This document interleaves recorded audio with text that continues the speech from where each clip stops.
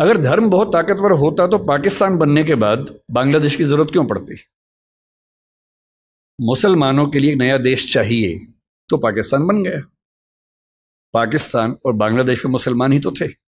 अंतर क्या था कि एक तरफ के मुसलमान उर्दू और पंजाबी बोलते हैं, एक तरफ के मुसलमान बांग्ला बोलते हैं। बांग्ला भाषी मुसलमान उर्दू भाषी मुसलमान के साथ एक नहीं हो पाएगा, इसलिए उसको नए देश की जरूरत है और बांग्लादेश इसलिए बना। आप श्रीलंका के झगड़े को कितना भी हिंदू और बौद्ध झगड़ा कह लीजिए, दरअसल वो तमिल और सिंगली भाषाओं का झगड़ा है।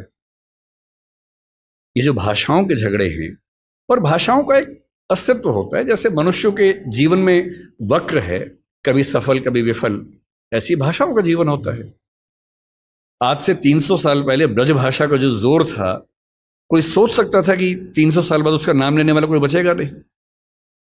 ब्रज भाषा के नाम में भाषा है, वो बोली बन गई, और खड़ी बोली के नाम में बोली है, वो भाषा बन गई। तो इतिहास के दौर की बात है। इतिहास का कौन सा दौर किस भाषा को कहां से कहां उठा के ले जाएगा।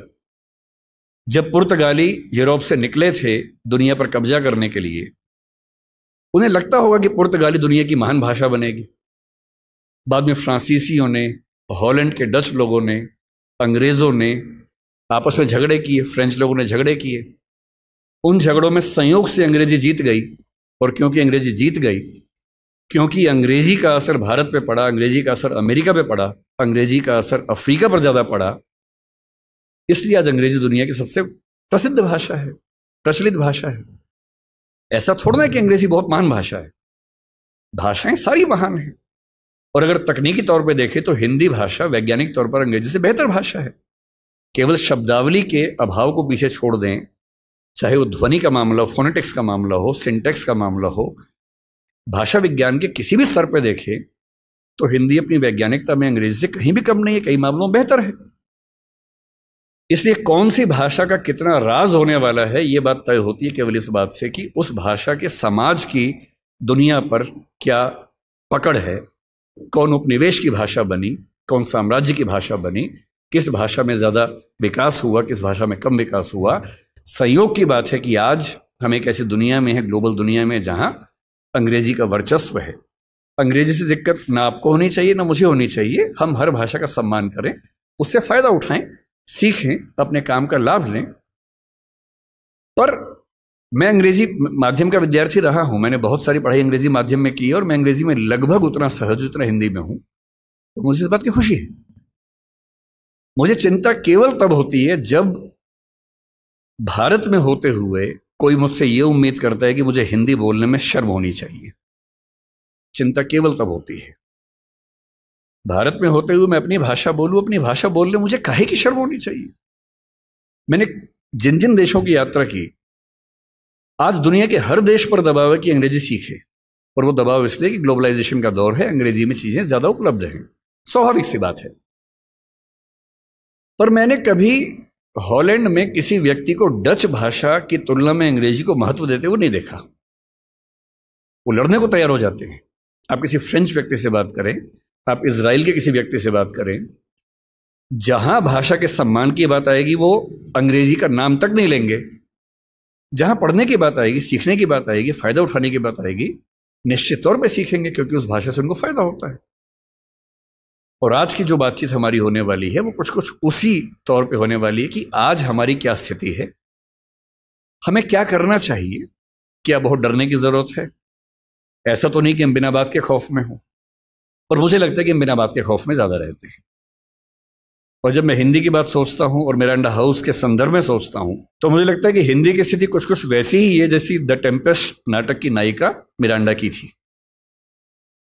जब मॉरिस ग्वायर साहब ने इस कॉलेज की स्थापना की और इसका नाम मिरांडा हाउस रखा, तो उनसे कई लोगों ने पूछा, वो उस समय डीयू के वाइस चांसलर भी थे, भारत के चीफ जस्टिस भी थे उस समय।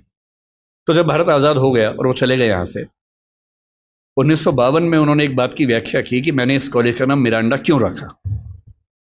3 वजह बताई। एक वजह बताई कि एक फिल्म की हीरोइन मुझे बहुत प्रिय है, उसका नाम मिरांडा है। एक कहा कि मेरी बेटी का नाम मिरांडा है। लेकिन जो असली वजह मुझे लगता है तीसरी उन्होंने बताई, वो ये थी कि शेक्सपियर के नाटक द टेम्पेस्ट में जो एकमात्र महिला कैरेक्टर मंच पे आती है उसका नाम भी मिरांडा है। और वो कहते हैं कि मैं चाहता हूं कि मिरांडा हाउस में पढ़ने वाली लड़कियां ऐसी व्यक्ति बने।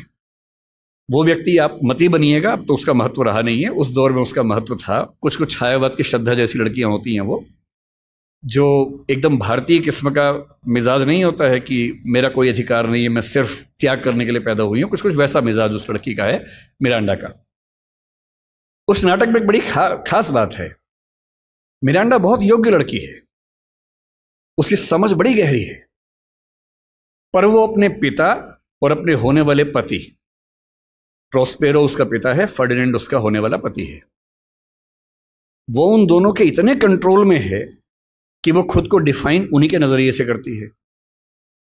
बहुत योग्य होने के बावजूद उसमें आत्मविश्वास बिल्कुल भी नहीं है। अपने जीवन के फैसले वो अपने आप लेने को बिल्कुल तैयार नहीं है। अंत में लगता है कि फर्डिनेंड का फैसला उसने खुद किया है, पर आप ध्यान से पढ़े तो समझ में आता है कि वो फैसला भी उसके पिता ने ही करवा दिया है। और वो बेचारी इतनी कमजोर अपने आप को महसूस करती है। हिंदी की एक फिल्म में एक गीत आया था, एक पत्नी है जो अपने पति से बहुत प्रेम करती है, सुंदर नहीं है, पति उससे प्रेम नहीं करता है, पति कहीं और प्रेम करता है। तो वो लड़की, फिल्म का नाम था नसीब अपना अपना, एकदम समझ लीजिए कि मिरांडा ही उसे बोल रही है। एकदम मिरांडा का भारतीय संस्करण है। और वह अपने पति के बारे में एक वाक्य बोलती है, भला है बुरा है जैसा भी है, मेरा पति मेरा देवता है। ये उस जमाने में चलता था। आज के जमाने में तो पत्नियां पति का हिसाब बराबर कर देती है अगर कोई ऐसा करे तो, लेकिन उस जमाने में ऐसी हरकतें होती थी। और टेम्पेस्ट की नायिका मिरांडा अपने प्रेमी से, फर्डिनेंड से कह रही है, अगर तुम मुझसे शादी कर लोगे तो मैं तुम्हारी पत्नी हूं, और नहीं करोगे तो मैं तुम्हारी दासी हूं। तुम मुझे किसी भी रूप में रखो, मैं जिंदगी भर तुम्हारी दासी बन के रहूंगी, नौकरानी बन के रहूंगी। और इस बात पे 16वीं सेंचुरी का ब्रिटिश समाज पागल हो गया कि लड़की हो तो वैसी, बीवी हो तो वैसी। कुछ कुछ वैसा ही जैसे भारतीय परंपरा में छायावाद में श्रद्धा जैसी नारियां हमें दिखती हैं, जो केवल देने की बात करती हैं, अपने हक की बात बिल्कुल भूल के भी नहीं करती हैं। हिंदी की स्थिति कुल मिला के मिरांडा जैसी है। आपको जब भी समझना हो कि हमारी भाषा किस हालत में है, तो हमारी भाषा द टेम्पेस्ट की मिरांडा की हालत में है। ताकतवर है पर उसको ताकत का एहसास नहीं है, समझदार है पर उसको किसी ने बताया नहीं कि तुम कितनी समझदार हो। खुद फैसले कर सकती है पर उसके नाम पर फैसले लेने वाले खुद इतने समझदार नहीं हैं कि उसके महत्व का अनुमान कर सके। अपने ही मठाधीशों से घिरी हुई, अपने ही परिवार के ऊल जलूल निर्णय करने वालों की दासी बनी हुई, कुछ कुछ वैसी स्थिति हिंदी की है। मैं ऐसा क्यों कह रहा हूं कि हिंदी बहुत ताकतवर भाषा है, लेकिन हम मेरा बात के डरते हैं। कुछ उदाहरण से बात समझ लेते हैं। और जब भी कोई आपसे पूछे कि हिंदी का भविष्य क्या है, हमेशा ध्यान रखना है, किसी जटिल प्रश्न का उत्तर एक नहीं होता है, हाँ या ना में नहीं होता है। उसका उत्तर बहुत सारे पहलुओं में होता है। और जब तक आप किसी जटिल प्रश्न को 4-5 सरल प्रश्नों में तोड़ नहीं लेंगे, तब तक उस प्रश्न का उत्तर आप ठीक से दे ही नहीं पाएंगे। इसलिए जब भी कोई आपसे पूछे कि क्या हिंदी का कोई भविष्य है या हिंदी का भविष्य कैसा है, तो हिंदी कोई एक वस्तु नहीं है। हिंदी में बहुत सारी चीजें आती हैं।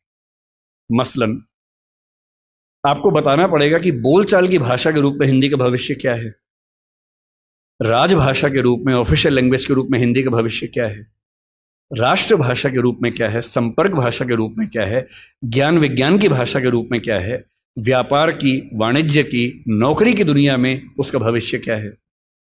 और जब तक इन सारे प्रश्नों पर अलग अलग आप 4 वाक्य बोलने की स्थिति में नहीं है, तब तक हिंदी के भविष्य की बात कैसे करेंगे।